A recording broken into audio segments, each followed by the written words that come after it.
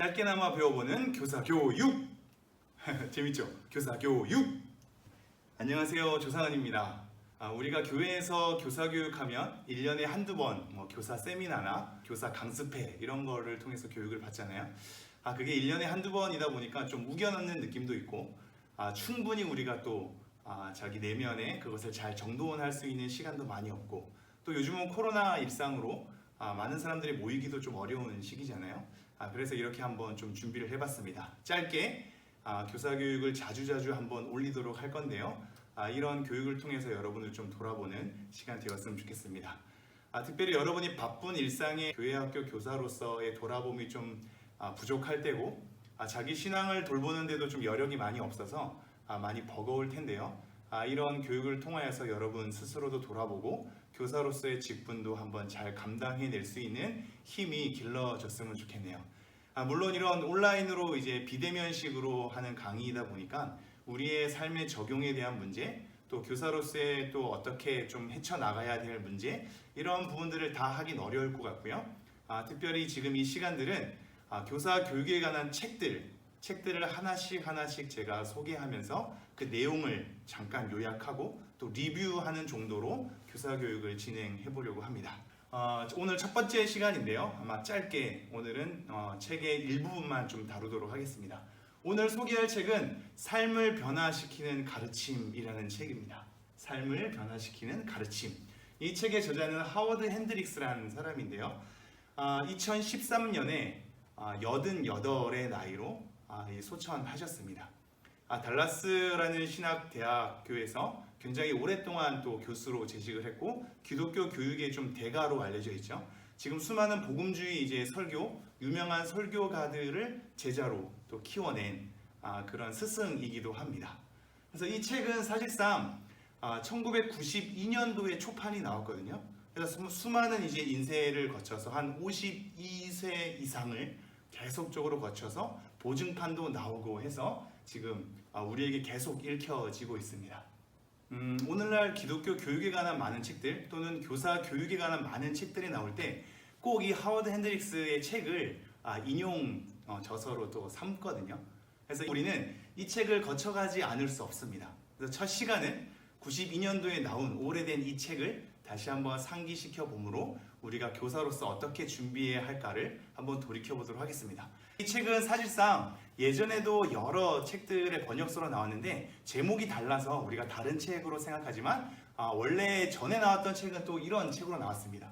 제목이 굉장히 도전적이에요. 삶을 변화시키는 교사입니까? 원래의 원제의 제목은 이제 Teaching to Change Lives라고 해서 삶을 변화시키는 가르침이라는 원제가 맞는데, 이때 시대는 이제 뭔가 이 교사입니까? 라는, 삶을 변화시키는 교사입니까? 라는 어떤 도전적인 어떤 메시지를 주고 싶었나 봐요. 그래서 책 제목의 번역을 이렇게 한 거죠. 굉장히 뭔가 도전적이죠. 그림을 제가 한번 확대해 봤는데, 이게 뭔가 이렇게 약간 스릴러식의 어떤 그림이에요. 이 책 제목과 그림으로는 책을 별로 읽고 싶지 않죠. 저는 예전에 이 책으로 한번 접했었는데 내용은 그렇지 않음에도 불구하고 책 표지나 제목이 이렇게 돼서 오늘날 사람들이 많이 선호하지 않는 느낌이 있을 수 있습니다. 그러나 동일한 책이고요. 삶을 변화시키는 가르침이란 제목으로 우리가 요즘에 보고 있으니까 좀 더 유연한 어떤 느낌이 들긴 하네요. 자, 예전에 이 삶을 변화시키는 교사입니까? 라는 책이 나오기 이전에는 삶을 변화시키는 열정이란 책으로도 번역이 됐더라고요. 저 책은 제가 만나지 못했는데 완전 초기에는 저 책으로 한번 번역이 됐던 것 같습니다. 우리가 책 내용보다도 책 표지도 중요하다는 걸 알 수 있겠죠. 이런 표지와 이런 표지는 요즘에서는 찾기 힘든 책이기도 하네요. 그러나 내용은 동일하니까 한번 살펴보도록 하겠습니다. 자, 먼저 하워드 핸드릭스가 이 책을 우리에게 소개할 때 먼저 인트로로 우리에게 얘기하는 것은, 교사는 바로 영향을 주는 자이며 변화를 시키는 자여야 한다 라고 얘기를 하고 있어요. 교사는 이 사람들로 하여금 영향을 주고 변화시킬 수 있는 어떤 그런 능력이 있어야 한다라고 얘기를 하고 있어요. 왜 그러냐면 교사는 진리를 전하는 자이기 때문이에요. 다른 사람들도 아니고 진리를 전하는 자이기 때문에 영향을 주어야만 하고 그 사람을 변화시키는 데까지 가야 한다라는 것으로 교사에 대한 기본을 우리에게 좀 상기시켜주고 있죠. 그러면서 그 머릿말과 소개글에 그래서 이런 말을 많이 해요. 전하고자 하는 열정. 그래서 이것에 대한 예화를 한 두 가지로 들거든요. 이 두 가지에 대한 먼저 기본적인 개념이 탑재되어 있어요. 하워드 핸드릭스는 교사라면 진리를 전하는 자이기 때문에 그 사람에게 영향을 줘야 하며 변화를 가져다 줘야 한다. 그러므로 전하고자 하는 열정이 이미 교사 가운데 있어야 한다라는 것을 인트로로 우리에게 먼저 얘기를 하고 있어요. 그래서 이런 전하고자 하는 열정을 우리는 그럼 어떻게 가져야 하는가? 어떻게 교사로서 영향을 주고 변화를 주는 교사가 될 수 있는가? 라는 것으로 우리에게 이제 소개하는 책이 이 책인 거죠. 그래서 이 책은 7가지의 어떤 원리를 우리에게 얘기해 주고 있습니다. 첫 번째가 교사의 원리, 두 번째가 교육의 원리, 세 번째가 활동의 원리, 네 번째가 전달의 원리, 다섯 번째가 마음의 원리, 여섯 번째가 격려의 원리, 일곱 번째가 준비의 원리예요. 근데 예전의 책은 번역가가 어떻게 했냐면 이게 로우거든요, 로우. 그래서 법칙, 그래서 교사의 법칙, 교육의 법칙이라고 했는데 지금 번역된 책들은 원리로 번역을 했더라고요. 아마도 법칙이란 건 약간 강제성과 어떤 강요성이 좀 묻어나는 이미지라면 원리는 어떤 내면적인 근원으로부터 나오는 이치나 규범에 대한 느낌이 가깝잖아요. 그래서 좀 더 덜 부담돼서 원리로 하지 않았나. 교사로서 가져야 하는 내면적인 근원의 규범으로서 우리에게 소개하는 게 좀 더 사람들이 받아들이기가 좀 더 용이하기 때문에 원리라는 단어로 번역을 하지 않았나 싶습니다. 그러나 원래 이제 원어는 로우이기 때문에 어떤 원칙, 규칙, 법칙에 대한 의미가 좀 가깝기는 해요. 그러나 이런 원리에 대한 번역도 뭐 괜찮은 것 같습니다. 그래서 그런 이 7가지의 원리를 우리에게 소개하고 있다. 이 전달하는 열정을 가진 교사가, 그리고 영향을 주고 변화를 줘야만 하는 교사가 그렇다면 어떻게 그 일을 할 수 있는가에 대한 이 원칙이나 원리로 우리에게 7가지를 소개한다고 보면 되겠죠. 우선 이 번역서 초판에 요즘에 이제 나온 이 삶을 변화시키는 가르침이라는 초판에 브루스 윌키슨이라는 사람이 약간 소개글, 추천글을 하거든요. 이 사람은 이제 하워드 핸드릭스의 제자입니다. 여러분이 이 사람을 잘 아는 책이 야베스의 기도라는 책이거든요. 저는 뭐 크게 좋아하는 책은 아닙니다만 어쨌든 야베스의 기도라는 책으로 우리나라에 강타한 브루스 윌킨슨이라는 사람이 제자로서 그 스승을 좀 소개하고 추천하는 글을 쓰기도 했고, 또 그런 7가지의 원리와 법칙을 좀 더 심화시키고 좀 더 많은 것들을 설명한 삶을 변화시키는 가르침의 7가지 법칙이라는 책을 본인 스스로도 내기도 했어요. 뭐 재밌는 부분이죠. 7가지로서 규칙을 계속적으로 얘기한다는 것이 좀 재밌습니다. 많은 기독교 교육 책이 7가지 또는 뭐 10계명 이렇게 좀 얘기하긴 하거든요. 자, 그런데 이건 이 제목만 보면 약간 반대되는 이미지이긴 하죠. 지금은 교사로서 어떻게 가르쳐야 하는가에 대한 흐름으로 책을 소개했다면 이 책은 교사들이요 절대로 가르치지 마라. 김인환 목사님이 지은 책인데요. 이 책도 약간 이미지가 재밌죠. 그러니까 가르치려 하지 말고 사랑하라. 목자가 되지 않으면 가르치지 마라. 자기 먼저 변화되지 않으면 가르치지 마라. 이런 메시지를 담고 있어요. 이건 이제 맥락에 따라서 강조되는 부분이 다른 건데요.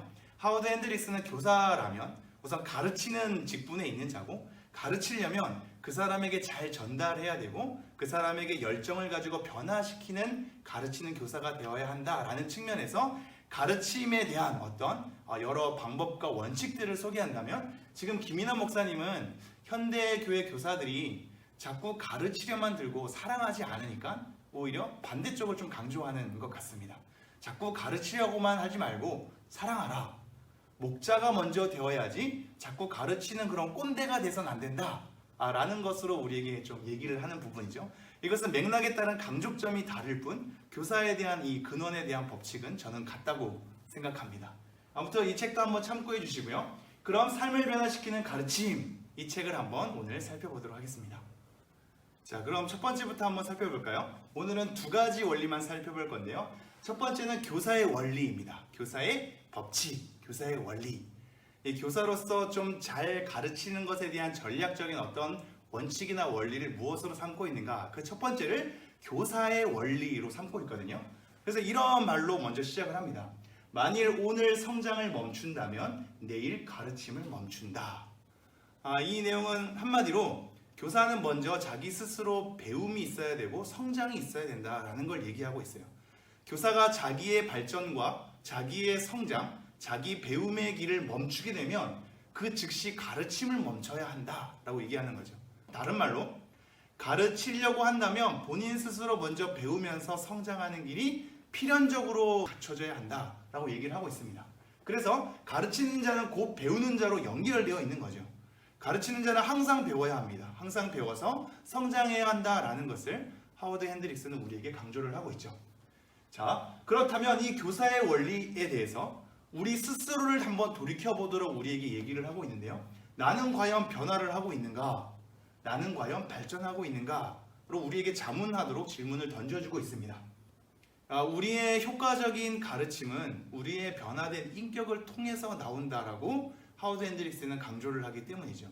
우리가 성장해서 성장하고 변화된 우리의 인격 속에 교사의 가르침에 대한 내용이 담겨야 그 학생들에게 효과적인 어떤 배움을 일으키게 하는 것과 연결되어 있기 때문에 효과적인 가르침은 우리의 변화된 인격을 통해서 나온다. 그러므로 우리는 변화해야 되고 성장해야 한다. 그런 교사가 변화와 성장을 멈춘다면 가르치는 자리를 멈춰야 한다라고 강력하게 얘기를 하고 있는 겁니다. 자, 그래서 예수님의 성장을 네 가지로 우리에게 먼저 소개를 하고 있는데요. 예수님도 마찬가지로 지적으로 성장하셨고 신체적으로 성장하셨고 영적으로 성장하셨고 사회적으로 성장했다라고 얘기를 하고 있습니다. 물론 이 부분에서 영적으로 성장했다라는 부분은 조금 논란의 여지는 있긴 해요. 왜냐하면 예수님은 잉태하는 그 순간부터 성령님과 더불어서 하나님과의 동등된 신성을 지닌 분이기 때문에 영적으로 뭔가 자라난다, 약간 어떤 부족했다가 뭔가 좀 더 완숙함에 이른다라고 표현하기에는 굉장히 어려움은 있으나 이런 지적으로 점점 이렇게 자라게 되고 신체적으로 사회적으로 이렇게 점점 자라게 되는 것에 대한 성경 구절이 있긴 있죠. 그 지혜와 키가 점점 자라가더라 라고 하는 구절을 통해서 이런 지적, 신체적, 사회적, 영적에 대한 성장을 네 가지 우리에게 소개를 하고 있고요. 그러므로 우리도 이런 네 가지로 우리의 성장과 변화를 먼저 갖춰야 한다. 교사라면 지적으로, 신체적으로, 사회적으로, 영적으로 성장해야 한다 라고 우리에게 이해를 하고 있습니다. 그런데 여기서 하워드 핸드릭스가 우리에게 강조하는 것은요, 영적으로 성장하는 부분에 있어서 이 세 가지가 연관이 있다라는 것을 우리에게 강조를 하고 있는데요. 왜냐하면 대다수 사람들은 영적으로 성장하려면 뭔가 영적인 것에만 몰두를 해서 성장한다고 생각하는 이 오해가 있기 때문입니다. 이 영적으로 성장하는 건 결국 지적으로, 신체적으로, 사회적으로 성장하는 것과 연결되어 있다. 즉 무관하지 않다라는 것을 우리에게 강조를 하고 있거든요. 이거는 굉장히 중요하죠. 우리가 영적으로, 신앙적으로 뭔가 더 성숙해지는 것은 이 영과 육이 분리되고 사회와 교회가 분리된 채 뭔가 우리가 흔히 얘기하는 경건만 추구한다고 영적으로 성장하는 게 아니라 우리의 일상과 연결되어 있다. 우리의 지적인 부분, 우리의 신체적인 부분, 사회적인 부분의 일상과 연결되어 있기 때문에 영적으로 성숙하려면 이런 지적, 신체적, 사회적인 성숙이 같이 따라야 한다라고 우리에게 얘기를 하고 있기 때문입니다. 자, 그래서 지적으로, 신체적으로, 사회적으로 성장하려면 어떻게 해야 하는가를 우리에게 얘기하고 있거든요. 우선 지적으로는 꾸준한 공부랑 독서가 필요하다. 그리고 끊임없는 교육에 대한 참여가 필요하다. 특별히 개인적인 성경 공부를 많이 강조를 하고 있습니다.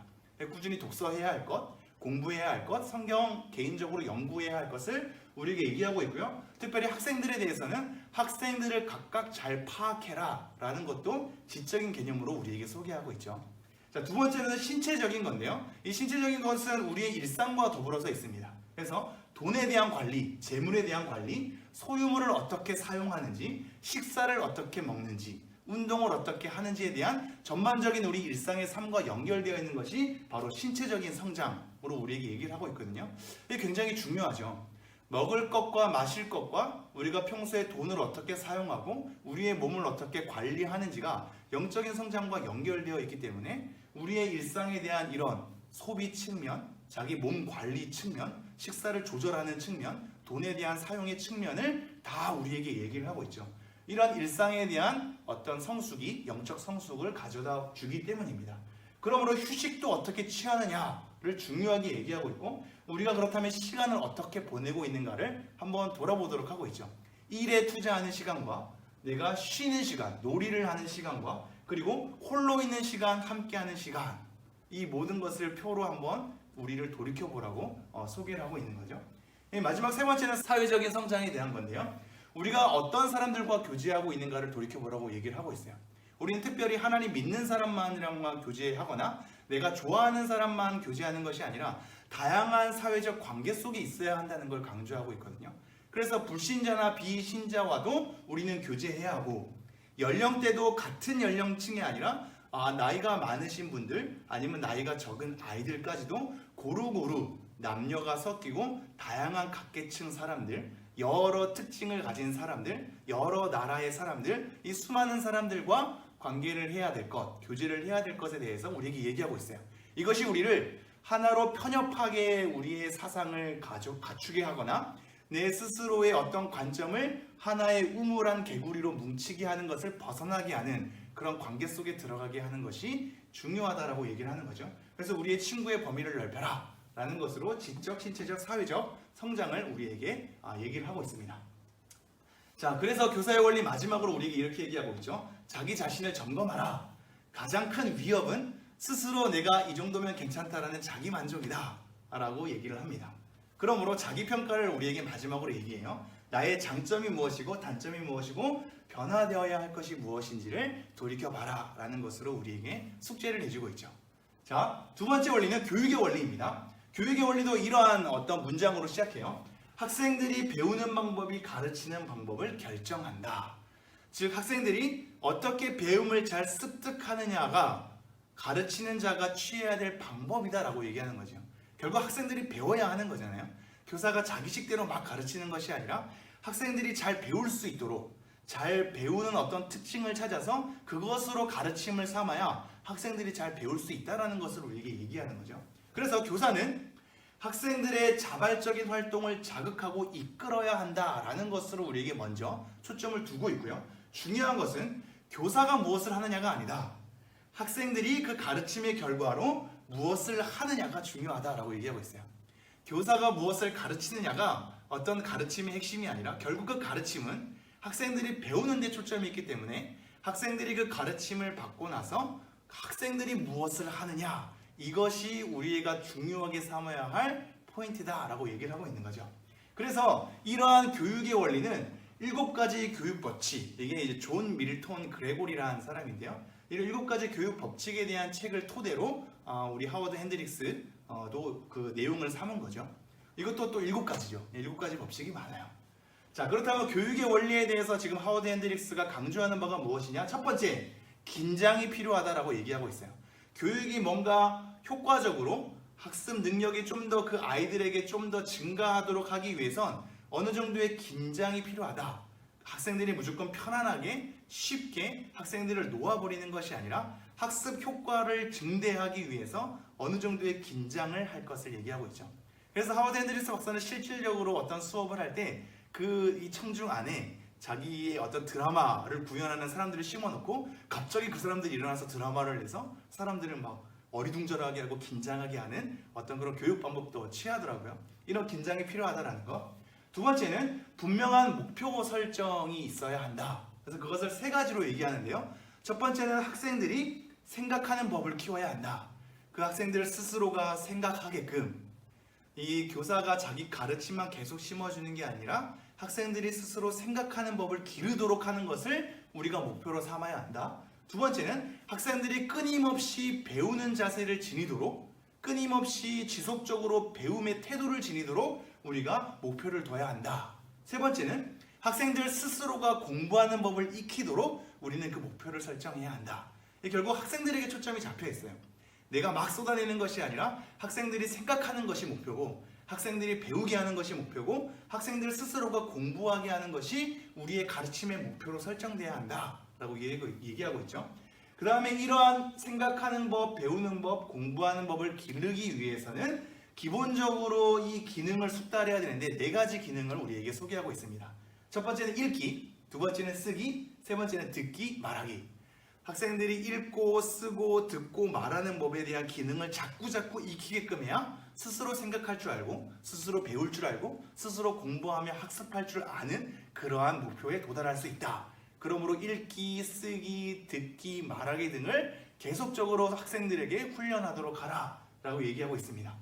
이러한 학습을 하는 가운데 실패는 반드시 필요한 부분이라고 우리에게 또 위로를 전해주고 있죠. 많은 것을 실패해야 많은 것을 또 딛고 일어날 수 있기 때문입니다. 그러므로 우리는 계속적으로 학생들이 스스로 할 수 있도록 목표를 설정하고 우리는 그렇게 가르쳐야 하는데요.